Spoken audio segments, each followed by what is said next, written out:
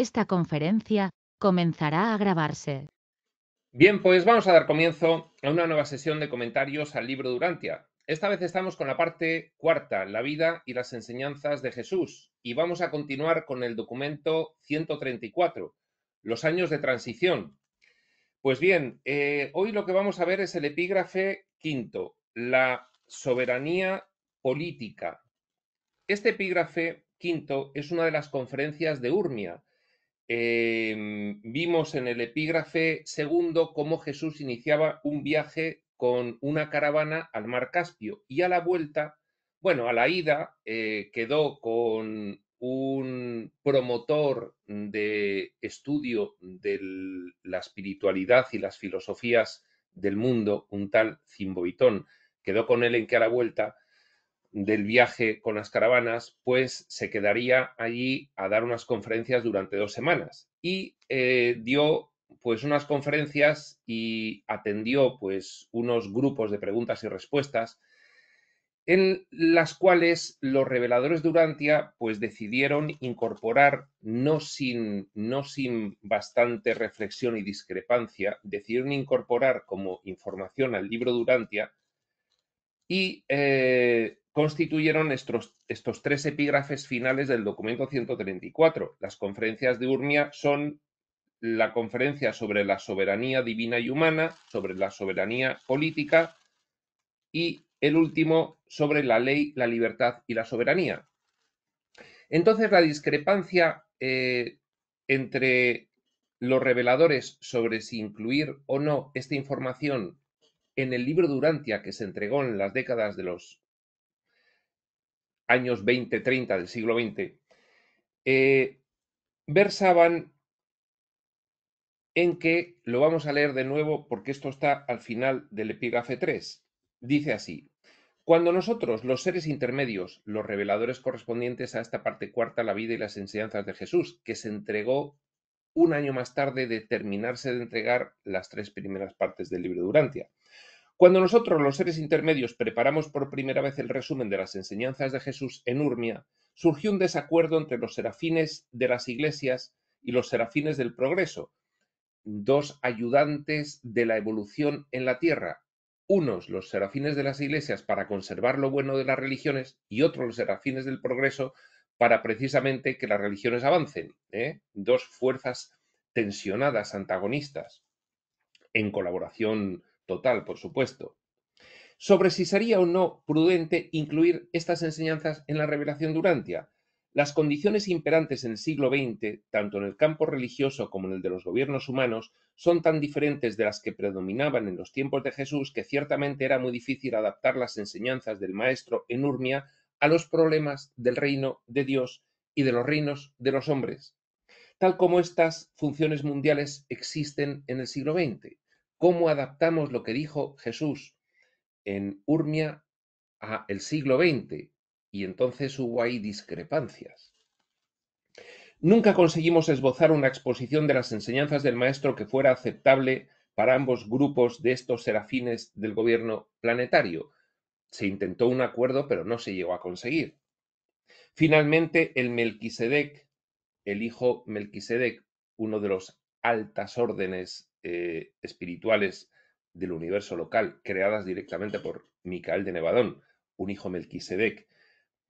El Melquisedec, presidente de la comisión reveladora, nombró una comisión de 3 de nosotros para que preparásemos nuestro punto de vista sobre las enseñanzas del maestro en Urmia, adaptadas a las condiciones religiosas y políticas del siglo XX en Urantia. Por lo tanto, lo que vamos a leer es una adaptación y sobre todo el epígrafo de hoy de la soberanía política no es lo que dijo Jesús en las conferencias de Urmia, es una adaptación del espíritu de lo que dijo Jesús realizada por esta comisión de seres intermedios adaptada al siglo XX.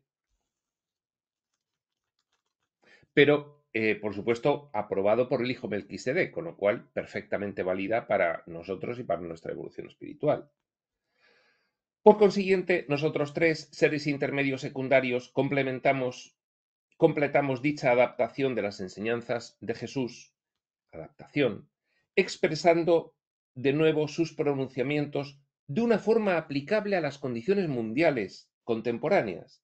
Y ahora presentamos esta exposición tal como quedó después de haber sido revisada por el presidente Melquisedec de la Comisión Reveladora. Y ya vimos el epígrafe anterior, la soberanía divina y humana, y hoy nos toca la segunda adaptación, la soberanía política. Y yo, antes de que empecemos, es un epígrafe largo, yo creo que podremos meterlo en una sola sesión, confío en ello, pero si nos enredamos mucho, y aquí es muy posible enrollarse mucho y enredarse mucho, pues es posible también que tengamos que hacer 2 sesiones, 2 partes de comentarios a este epígrafe. Lo que quería dejar muy claro antes de comenzar es que las décadas de los 20-30 del siglo XX fueron después de la Primera Guerra Mundial, que en aquellos momentos era la Guerra Mundial, porque no había todavía comenzado la Segunda Guerra Mundial, que empezó en 1940. Con lo cual, las décadas 20-30 era después de la Gran Guerra. Bien, las circunstancias concurrentes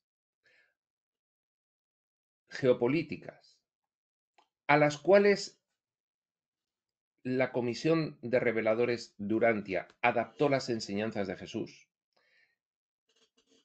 esas circunstancias geopolíticas de las décadas 20-30, previas a la Segunda Guerra Mundial, son muy parecidas a las circunstancias geopolíticas actuales.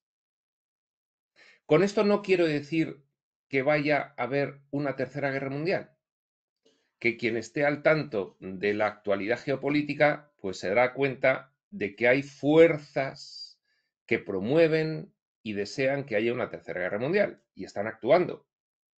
Bien, no quiero decir que la vaya a haber, digo que estos textos de lo que dijo Jesús en Urmia, adaptados a la década 20-30 del siglo XX, son perfectamente vigentes y adaptables a las circunstancias actuales. 70, 80 y pico años pasado el fin de la Segunda Guerra Mundial, pero en un contexto bélico ahora mismo muy activo y ciertamente indicativo de que hay fuerzas en el mundo que desean esa tercera guerra mundial. Pues bien, dicho esto, vamos a comenzar con este epígrafe 5, la soberanía política, que es la segunda adaptación que esta comisión de reveladores de seres intermedios realizó de las enseñanzas de Jesús en Urmia a el momento de la década 20-30 del siglo XX, que digo yo, e insisto, que está perfectamente vigente ahora mismo.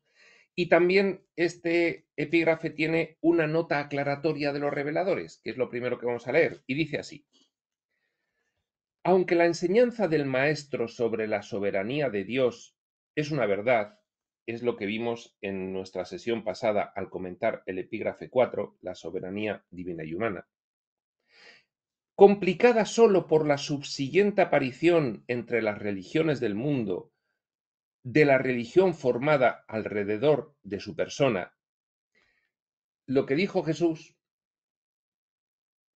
el mensaje que dejó en relación con la soberanía divina y humana, se enturbió posteriormente porque la iglesia que se creó no se creó sobre el mensaje de Jesús, sino sobre la figura de Jesús. Ese fue un error en el cual incurrió la humanidad y ensombreció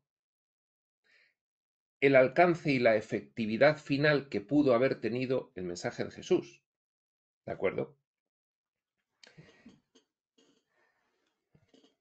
Empezamos y seguimos. Aunque la enseñanza del Maestro sobre la soberanía de Dios es una verdad complicada solo por la subsiguiente aparición de las religiones del mundo, de la religión formada alrededor de su persona, sus exposiciones sobre la soberanía política se vieron complicadas en gran manera por la evolución política de las divisiones nacionales durante los últimos 1900 y tantos años. Es decir, que nos hemos atascado en nuestra evolución política en los estados nacionales y no hemos ido más allá. Y ahora vamos a entender por qué dicen esto los reveladores, cuando desarrollen esa adaptación. En la época de Jesús había solamente dos grandes potencias mundiales, el Imperio Romano en el occidente y el Imperio Han en el oriente, y estaban ampliamente separados por el reino de la Partia y otras tierras intermedias de las regiones caspiana y turquestaní. Dos imperios, dos potencias mundiales completamente separadas. No había estados-nación. Estaban subsumidos los estados-nación en dos imperios, cosa que ahora hemos regresado, porque ahora estamos otra vez en los estados-nación. Y por mucho que hayamos querido avanzar en el Estado universal, resulta que las fuerzas regresivas y controladoras de la humanidad lo están impidiendo, porque el planeta Urantia, el escenario Tierra, es extremo, es muy complejo, y entonces, pues lo que en otros escenarios no es tan complicado, aquí concurren unas circunstancias en el escenario, como estas fuerzas regresivas, que impiden o que hacen mucho más compleja la evolución colectiva espiritual de la humanidad. Y cuando digo evolución colectiva espiritual, digo porque si no hay evolución espiritual, no hay otra evolución válida a nivel social, económico y político. No la hay. Es pasos en falso, como ocurrió con la civilización atlante.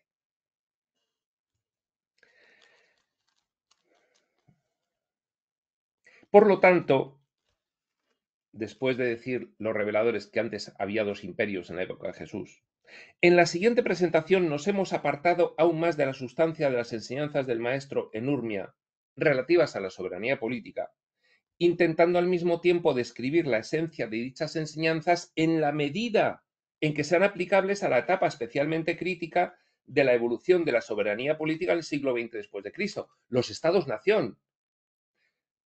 Una etapa evolutivamente inferior a la de dos imperios, porque si al final hay que conseguir un único gobierno de la humanidad, un gobierno espiritual de la humanidad, dos imperios están más cerca de eso que no 20, 30, 50 estados-nación influyentes y otros 150 comparsas. Por lo tanto, las enseñanzas que dieron se tenían que adaptar a un momento evolutivo en cuanto a soberanía política inferior al que había en la época de Jesús. ¿De acuerdo? Y todo esto, ya digo, y también se va a comentar por influencia de las potentes fuerzas regresivas que hay en el escenario Urantia, en el escenario Tierra. Pues bien, ya después de esta primera aclaración, ya dice así el propio texto adaptado de los reveladores. Las guerras en Urantia no han de acabar nunca, mientras las naciones se aferren a las nociones ilusorias de ilimitada soberanía nacional. Mientras haya naciones que depositen su soberanía en el Estado-nación con su territorio, y haya varias, no se van a acabar las guerras nunca. Tan solo hay dos niveles de soberanía relativa en un mundo habitado. Solo hay una absoluta, la soberanía divina, pero relativas hay dos. Fijaos, el libre albedrío espiritual del mortal como individuo, es decir, la soberanía individual, y la soberanía colectiva de toda la humanidad. Lo vamos a repetir porque es muy importante. Tan solo hay dos niveles de soberanía relativa. Hay uno de soberanía absoluta siempre, la soberanía divina. Esa es absoluta. Y relativa en un planeta, en un escenario evolutivo del tiempo y del espacio, solo hay dos niveles, la soberanía individual y la colectiva de toda la humanidad. Todas las intermedias son temporales evolutivas para pasar desde la individual a la colectiva de toda la humanidad, pero no nos podemos quedar en medio. ni en la imperial, ni en la nacional, ni en la feudal, ni en la regional, ni en la tribal, ni en la familiar. Tenemos que llegar a la soberanía colectiva de toda la humanidad. Es decir, un solo gobierno, pero un solo gobierno espiritual, espiritual progresivo, no espiritual regresivo, como es lo que nos encontramos que se nos pretende imponer. Y los que estén al tanto de la conspiración, del misterio y de la geopolítica saben perfectamente de qué estoy hablando. Hay fuerzas regresivas que quieren imponer un gobierno colectivo de la humanidad, regresivo, no progresivo espiritual, sino regresivo espiritual, involutivo espiritual en vez de evolutivo espiritual. Entre el nivel del ser humano individual y el nivel de la humanidad total, todas las agrupaciones y asociaciones son relativas, transitorias y de valor temporal, únicamente si mejoran el bienestar y el progreso del individuo y de la humanidad en conjunto. Si no, no hay progresión. Si llegamos a un nivel cuyas características, como nuestros estados nacionales actuales, cuyas características no facilitan por encima de otras agrupaciones mayor bienestar individual y colectivo, entonces no vamos avanzando en el buen camino. Y hoy en día, un estudiante de espiritualidad, y voy a parafrasear a Emilio Carrillo, que tiene que estar hacia adentro, un ojo en el cielo, y hacia afuera, un ojo en el suelo, tiene que darse cuenta de a dónde va este mundo. Y este mundo, bueno, pues hay mucho que hacer, hay mucho que hacer, porque lo que está aquí diciendo la comisión revelatoria y lo que vamos a seguir viendo que dice es que nos estamos atascando. Sí, hay condiciones especialísimamente difíciles en el escenario Tierra, pero tenemos que saber que estamos atascados en este momento y que fijaos que hay fuerzas que pretenden la Tercera Guerra Mundial.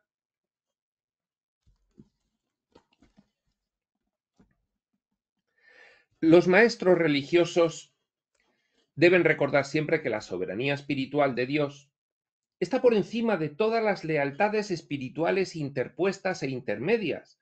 Las diferentes iglesias, las diferentes órdenes religiosas, secretas o discretas. O sea, no, solo hay una soberanía espiritual y es la de Dios, con lo cual no le debes lealtad a tu iglesia, le des lealtad a Dios, seas de la cultura que seas y de la religión que seas. Algún día aprenderán, esta frase se refería a lo que se dijo en el epígrafe anterior sobre la soberanía divina y humana, pero estamos en la soberanía política. Algún día aprenderán los gobernantes civiles que los altísimos son quienes gobiernan en los reinos de los hombres. Los gobernantes civiles algún día se darán cuenta de que la soberanía absoluta es la espiritual y las relativas, la individual, la familiar, la tribal, la feudal, la nacional, la imperial y la colectiva de la humanidad. Esas están por debajo. Esas son soberanías relativas. La soberanía absoluta es la de Dios. Cuando los gobernantes civiles se den cuenta de que los altísimos son quienes gobiernan en los reinos de los hombres, entonces aceptarán la soberanía absoluta divina por encima de las soberanías relativas humanas o mundanas. Pero esta referencia a los altísimos tiene bastante miga y por eso vamos a leer el siguiente párrafo que también nombra a los altísimos, pero luego vamos a ver una información sobre los altísimos. El siguiente párrafo dice: el reinado de los altísimos en los reinos de los hombres Los altísimos son alguien, ¿eh? Ahora veremos quiénes son. Porque esto es algo que el libro de Urantia, como esta es la parte cuarta, presupone que tú ya te has leído y estudiado las tres primeras partes, donde se habla bastante sobre los altísimos y quiénes son y qué hacen. Como nosotros estamos dando la parte cuarta sin haber visto la segunda y la tercera, pues no sabemos quiénes son los altísimos y por eso voy a hacer un inciso para que sepamos al menos quiénes son los altísimos. Pero antes voy a leer este párrafo. El reinado de los altísimos en el reino de los hombres no es para el beneficio exclusivo de un grupo especialmente favorecido de mortales. El reinado de los altísimos, que por supuesto son extraterrestres y extradimensionales, por supuesto, fijaos lo que dice el libro de Urantia en la década de los 20, no es para el beneficio exclusivo de un grupo, yo digo un grupito, especialmente favorecido de mortales. Fijaos lo que dice el libro de Urantia en la década de los 20, porque hay un grupito especialmente favorecido de mortales que están en su afán de regresión involutiva de la humanidad, guiados por otros que se hacen pasar por los altísimos, pero que no lo son. Ahora vamos a ver quiénes son los verdaderos altísimos y qué es lo que está ocurriendo aquí en otros niveles por encima de la humanidad, porque el libro de Urantia se está haciendo referencia de ello. No existe tal cosa como un pueblo elegido. El reinado de los altísimos, los supercontroladores de la evolución política, es un régimen formado con el objeto de fomentar el máximo bien para el máximo número de hombres y durante un tiempo de la máxima longitud. Bien, pues ahora vamos a ver quiénes son los altísimos, porque ya digo que como no hemos comentado ni estudiado, sí, algunos, por supuesto, seguidores del canal habrán estudiado todo el libro de Urantia, no me cabe la menor duda, pero como no lo hemos comentado nosotros, yo sí me lo he estudiado, sí quiero hacer una referencia. Y esta referencia dice así: los altísimos, según el libro de Urantia. Los altísimos son los gobernantes de las constelaciones. Las constelaciones es un nivel de gobierno universal. Está el universo local, las constelaciones, los sistemas y los planetas. Los altísimos son los gobernantes de las constelaciones dentro de un universo local. Son hijos Borondadek.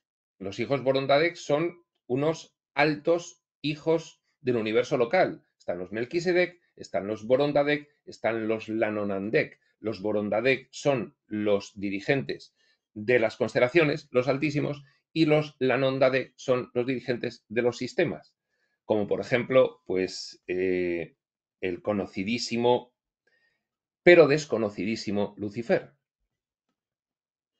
Son hijos Borondadek, una orden de filiación espiritual que pertenece al universo local. Reciben este título cuando son comisionados para el servicio activo como gobernantes de las constelaciones o en otras funciones. Son denominados altísimos porque encarnan la más elevada sabiduría administrativa combinada con una lealtad inteligente y ejemplar. En Nevadón jamás ha ocurrido, en el universo local de Nevadón, una deslealtad de un hijo Borondadek. Cada constelación está gobernada por un triunvirato de estos hijos Borondadek. 3. El padre de la constelación, el altísimo reinante, un altísimo de más alto rango y un altísimo de menor rango. Un colegio de 3 hijos Borondadek, de 3 altísimos. Estos 3 gobiernan en conjunto desde la sede central de la constelación. La sede central de la constelación es la capital de la constelación. Nuestra constelación a la que pertenece Urantia es la de Norlatiadec, que está regida por su capital, que es Edentia.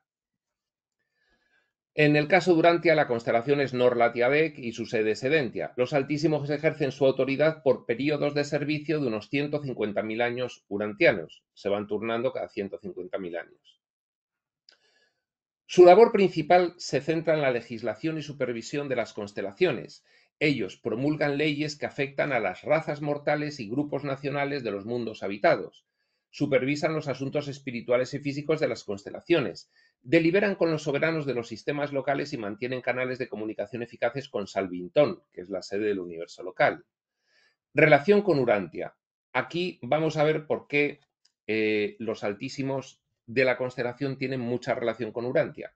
Fijaos, aunque los altísimos no suelen intervenir directamente en los asuntos individuales de los planetas, han asumido autoridad directa sobre Urantia debido a, uno, la rebelión de Lucifer, que produjo una condición anómala en el sistema local de Satania. En ese contexto, los altísimos asumieron el control de los mundos rebeldes. Dos, el autootorgamiento de Micael, Jesús entre paréntesis, en Urantia, durante el cual los altísimos supervisaron directamente todos los asuntos planetarios relacionados. Bien, un escenario especialmente difícil, el escenario Tierra, nos lo dicen todos los reveladores. El libro de Urantia lo califica de escenario decimal, es decir, un escenario también de experimentación, especialmente complejo, en el cual, según Urantia, según el libro de Urantia, la historia de Urantia se ha visto trastocada con respecto a la historia de cualquier otro escenario evolutivo, porque debido a su dificultad, pues han ocurrido muchas cosas que han cambiado de orden muchos eventos cósmicos planetarios. Y esto, por ejemplo, la rebelión de Lucifer fue pues un acontecimiento que trastocó la historia evolutiva espiritual de la humanidad. La rebelión de Lucifer tiene una interpretación alegórica y también tiene una interpretación histórica que no es fácil de conjugar ahora mismo. Es decir, los dramas de evolución en los escenarios del tiempo y del espacio muchas veces se alegorizan o simbolizan con estas cuestiones, que no quiere decir que no ocurran en realidad, sino que luego se nos cuentan alegorizadas. Vaya, para que sea un poco más comprensible decir, bueno, pero ocurrió o no ocurrió y existe o no existe Lucifer. Ocurrió y existe y no ocurrió y no existe. Las dos cosas a la vez depende desde el nivel desde el cual lo contemples, la gran dicotomía divina. Pues bien, debido a eso, Urantia tiene unos acontecimientos en su historia evolutiva de tal complejidad que los altísimos gobernantes de la constelación, que normalmente no intervienen directamente porque intervienen a través de los gobernantes de los sistemas, cada sistema puede tener 1000 planetas habitados, no es un sistema solar. Pues bien, pasan directamente por lo que ocurre en Urantia a ser gobernantes directos de Urantia. De forma que en Urantia, aunque siga habiendo toda la estructura de gobierno desde los altísimos para abajo, no se hace nada sin consultar con ellos. Por supuesto, a nivel de escenario evolutivo espiritual, no a nivel de gobierno mundano, no a nivel de dentro del escenario, sino a nivel de fuera del escenario. ¿De acuerdo? Esto que se entienda. Por eso, los altísimos tienen que ver mucho con Urantia. Vamos a continuar leyendo. Dice que los altísimos gobiernan directamente Urantia debido a la rebelión de Lucifer y, segundo, el autootorgamiento de Jesús en compensación a lo que ocurrió con la rebelión de Lucifer. En compensación, se habla por ahí de rescate. Los altísimos son las autoridades supremas dentro del marco legislativo y administrativo de las constelaciones, siempre desde el punto de vista de planificación espiritual. Su sede está en Edentia, que junto a sus 70 esferas principales y sus satélites constituyen el centro funcional y residencial de los hijos Borondadé. Bueno, todo esto ya no tiene mucha más importancia, porque lo que yo quería explicar de por qué los altísimos gobiernan, quiénes son y por qué gobiernan directamente en Urantia, desde el punto de vista de la evolución espiritual, ya está explicado. Y sigue diciendo el documento, este epígrafe 5, la soberanía política, del documento 134. La soberanía es poder y crece mediante la organización. Dicho crecimiento de la organización del poder político es bueno y es apropiado, porque tiende a abarcar segmentos cada vez mayores de toda la humanidad. Pero este mismo crecimiento de las organizaciones políticas crea un problema en cada etapa intermedia entre la organización inicial y natural del poder político, la familia, y la resultante final del crecimiento político, el gobierno de toda la humanidad, por toda la humanidad y para toda la humanidad. Fijaos, un gobierno espiritual es un gobierno de toda la humanidad, por toda la humanidad y para toda la humanidad. No un gobierno de toda la humanidad por unos pocos, que es a donde nos dirigimos o pretenden que nos dirijamos en este momento, que es diferente. Y lo va a explicar un poco más esto. Partiendo del poder paterno en el grupo familiar, la soberanía política evoluciona mediante la organización a medida que las familias se van superponiendo en clanes consanguíneos que por varias razones se unen en unidades tribales, las agrupaciones políticas superconsanguíneas. De allí, mediante el comercio, el intercambio y la conquista, las tribus se unifican en territorios, feudos, posteriormente en naciones, y las naciones a veces se unen en un imperio. Veis cómo la evolución de la estructura de organización política va agrupando cada vez a más personas. Y esto es bueno y es apropiado, pero siempre que se vaya con el propósito unificado espiritual del bienestar de todos los que se van viendo gobernados por cada segmento, en cada momento. Si no, se va en sentido contrario. A medida que la soberanía pasa de grupos más pequeños a grupos más grandes, las guerras disminuyen. Es decir, que disminuyen las guerras menores entre naciones más pequeñas, mientras que aumenta el potencial de guerras más grandes en la medida en que las naciones que ejercen la soberanía se hacen más y más extensas.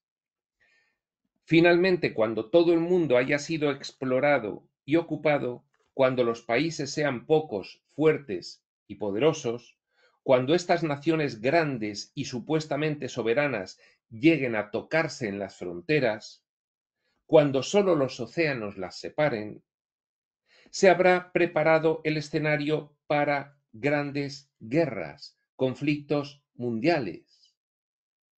Y así es como ha ocurrido en Urantia.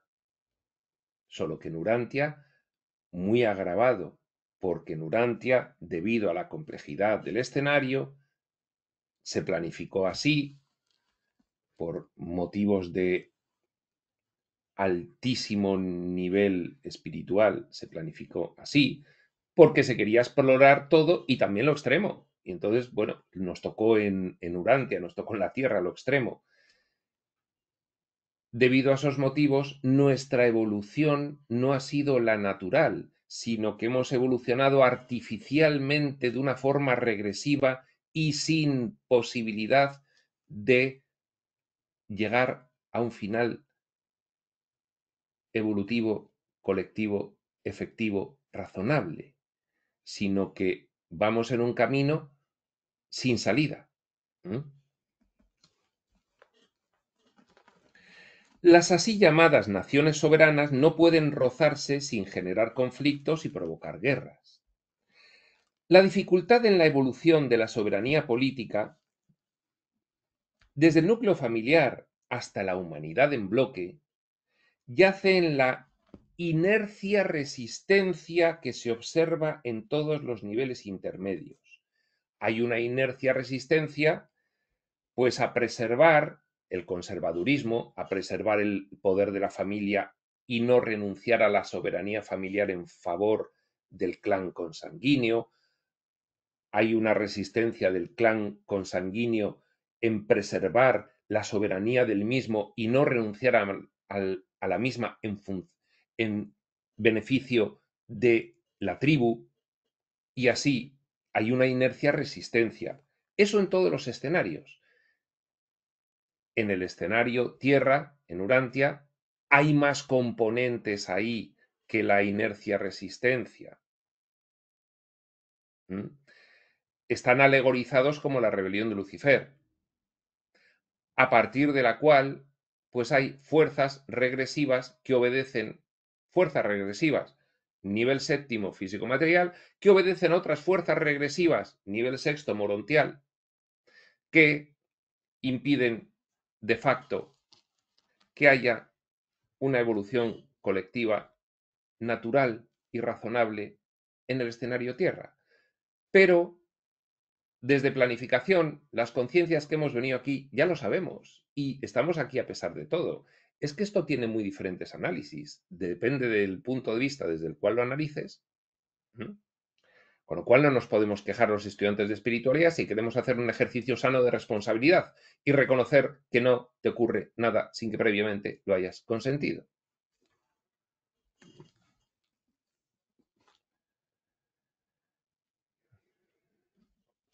La dificultad en la evolución de la soberanía política, desde el núcleo familiar hasta la humanidad en bloque, yace en la inercia-resistencia, repetimos, que se observa en todos los niveles intermedios.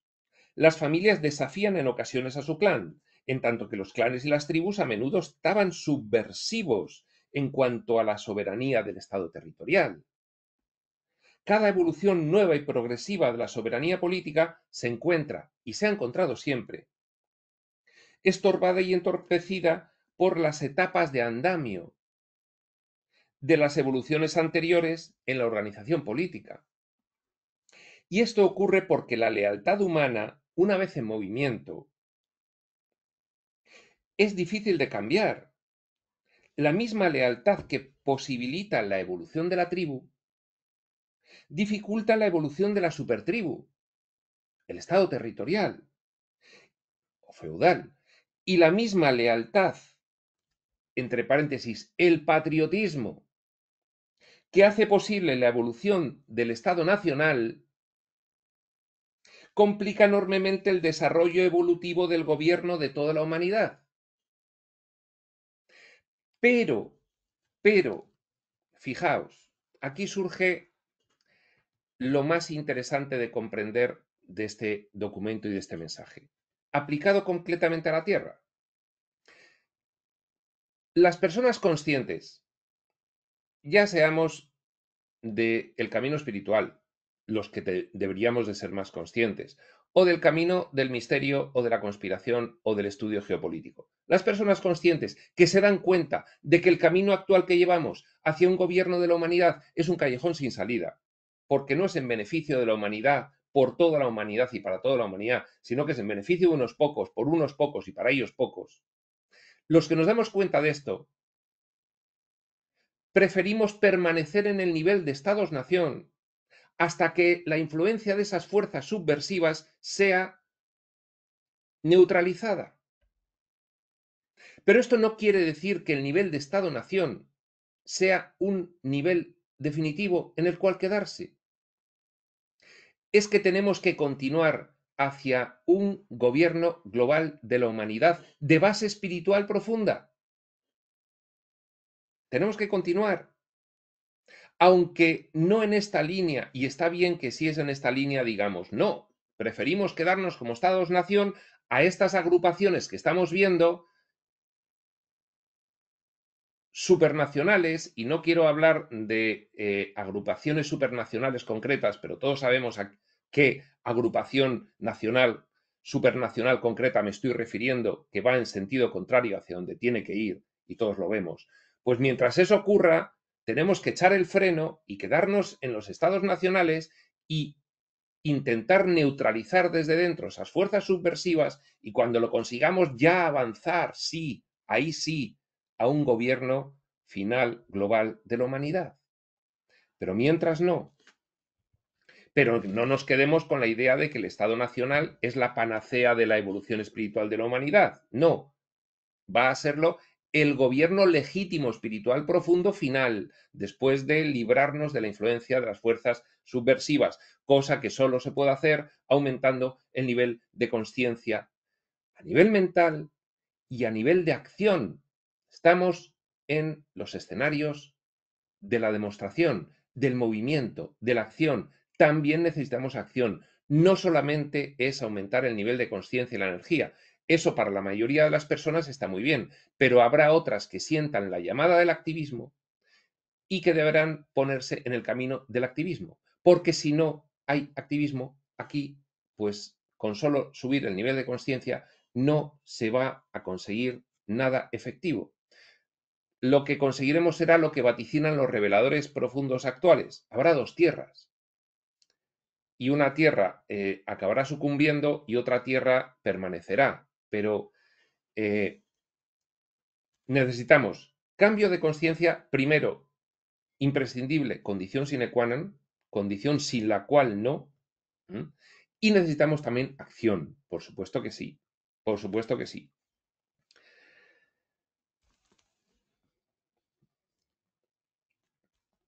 La soberanía política, sigue diciendo el documento, se crea a partir de la renuncia a la autodeterminación, primero del individuo dentro del núcleo familiar, y luego de la familia y del clan dentro de la tribu y de las agrupaciones más grandes. Esta transferencia progresiva de la autodeterminación desde las organizaciones políticas más pequeñas a las cada vez más grandes ha seguido su curso prácticamente sin interrupciones en el Oriente, desde el establecimiento de las dinastías Ming y Mogol. Se está refiriendo a China. En el Occidente siguió durante más de 1000 años hasta el fin de la Gran Guerra, de la única guerra mundial que había cuando se revelaron los documentos de Urantia. Momento este en el que un desafortunado movimiento retrógrado revirtió temporalmente esta tendencia normal, restableciendo la soberanía política sumergida de numerosos grupos pequeños de Europa. Es decir, que después de la Gran Guerra hubo un movimiento en pro, yo creo que también estaba viciado de origen por las fuerzas regresivas. Hubo un movimiento en pro, pero las fuerzas regresivas consiguieron retraer ese movimiento de gobierno global de la humanidad y volver a las soberanías nacionales porque no les gustaba el camino que aquello estaba tomando y querían tener mayor control de las soberanías nacionales para luego desde ahí, cosa que ocurre ahora, iniciar un camino para un gobierno de la humanidad en beneficio de unos pocos y no de la humanidad. Y esto lo está diciendo el libro de Urantia, 1900, décadas de los 20, 30 del siglo XX. Urantia no disfrutará de una paz duradera hasta que las llamadas naciones soberanas no cedan inteligente y plenamente, yo digo, un gobierno evolutivo, espiritual, profundo, no hay otra posibilidad, hasta que no cedan inteligente y plenamente sus poderes soberanos en las manos de la fraternidad de los hombres, el gobierno de la humanidad. El internacionalismo, las ligas de las naciones, en aquel momento era una liga de naciones lo que se pretendía realizar como paso intermedio ya a un gobierno final global de la humanidad, que las fuerzas subversivas, como aquí está reconociendo el libro de Urantia, consiguieron boicotear. El internacionalismo, las ligas de las naciones, no puede asegurar la paz permanente a la humanidad. ¿De cuándo? Y menos cuando las fuerzas regresivas han ido copando los centros ocultos de poder. ¿Desde cuándo ha conseguido la ONU, por ejemplo, evitar conflictos? No lo ha conseguido nunca, porque siempre ha estado viciada de origen.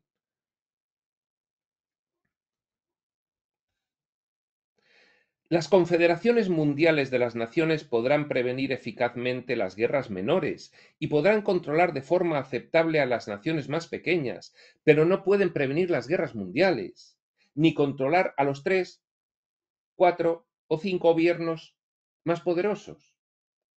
En presencia de un conflicto real, una de estas potencias mundiales se retirará de la liga y declarará la guerra.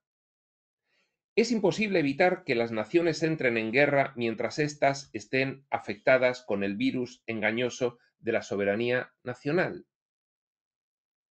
El internacionalismo es un paso en la dirección adecuada. Una policía internacional podrá prevenir muchas guerras menores, pero no hará ningún efecto en la prevención de las guerras mayores, los conflictos entre los grandes gobiernos militares de la Tierra. ¿Qué estamos viendo ahora mismo?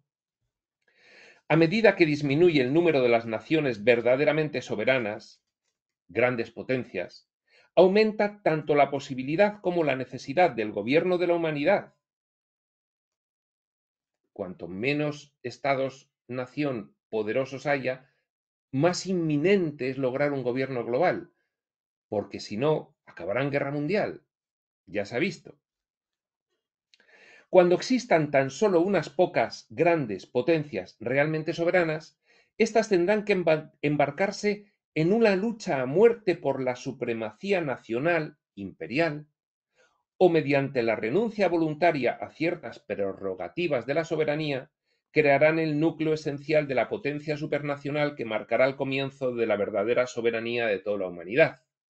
¿Pero qué hace una organización supranacional del centro del mundo, por no decir su nombre, que empieza por E y por U y acaba por P y por A? ¿Qué hace si no ahora mismo promover una guerra? En vez de, en vez de, en vez de. Porque las fuerzas regresivas están apoderadas, efectivamente, a nivel económico y político, de esa agrupación supranacional que empieza por E y por U y acaba por P y por A. Bueno, por supuesto, no hablar de los otros bloques porque es exactamente lo mismo, pero en otros bloques.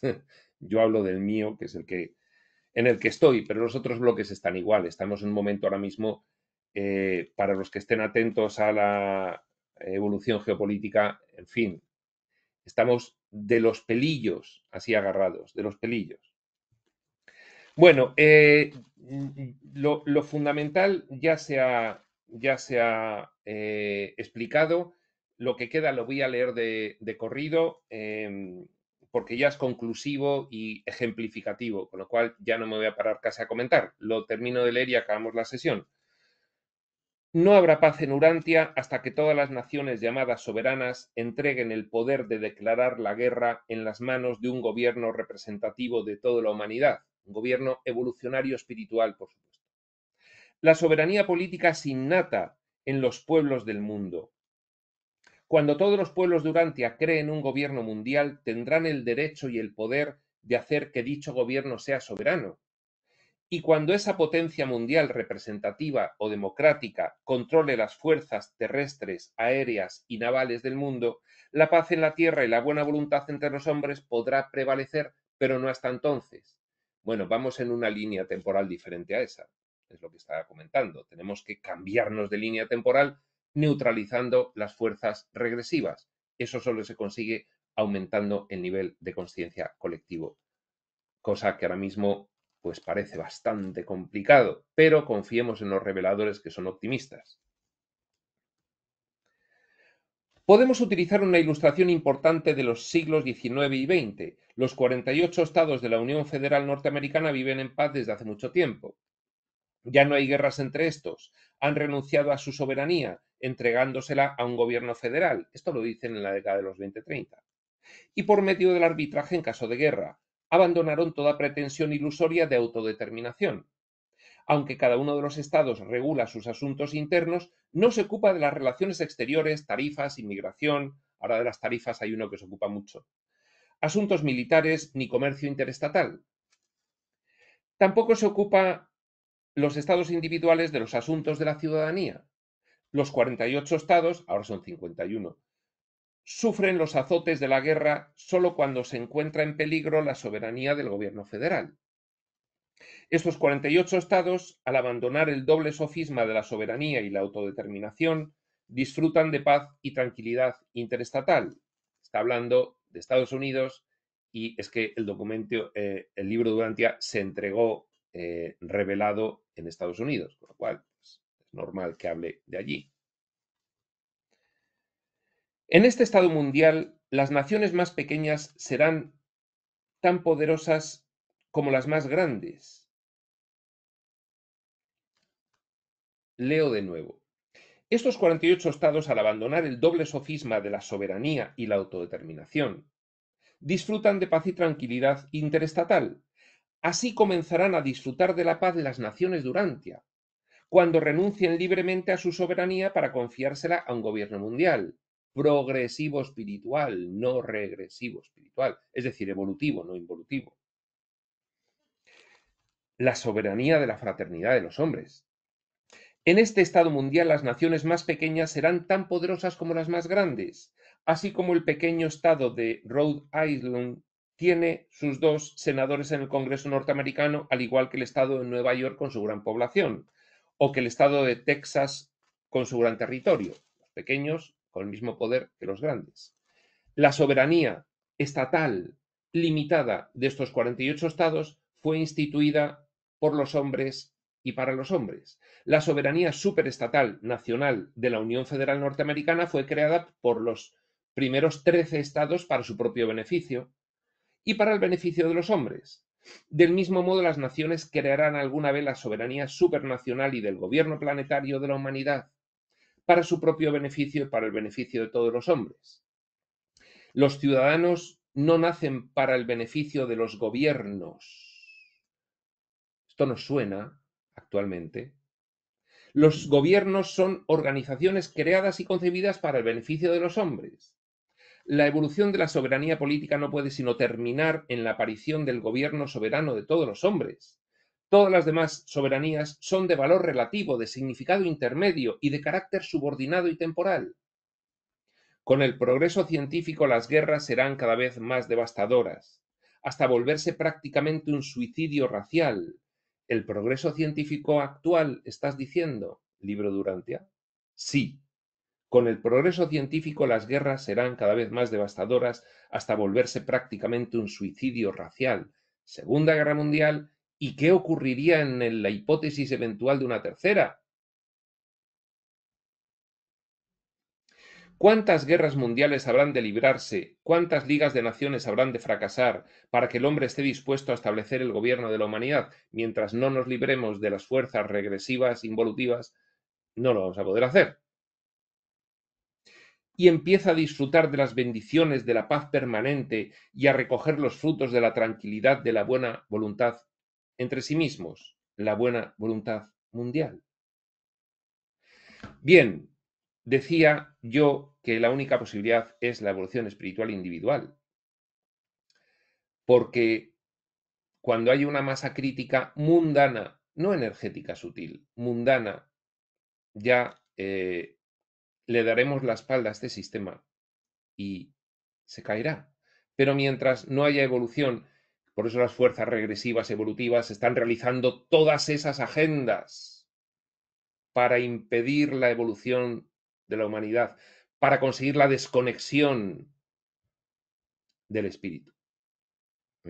De ahí viene toda la cuestión del transhumanismo, etcétera, etcétera. Bien, pues no sigamos más porque todo lo demás ya lo cuentan muy bien otros canales. Simplemente aportar que el libro Durantia en su momento fue sensible y consciente a toda esta cuestión y adaptó un mensaje de Jesús precisamente al siglo XX que es perfectamente vigente en el siglo XXI. Pues bien, nosotros terminamos aquí este epígrafe, la soberanía política, el número 5, y continuaremos nuestra siguiente sesión con el comentario al epígrafe número 6, la ley, la libertad y la soberanía. Esto será en otro momento, este otro momento será cuando tenga que ser, y hasta entonces, prospector.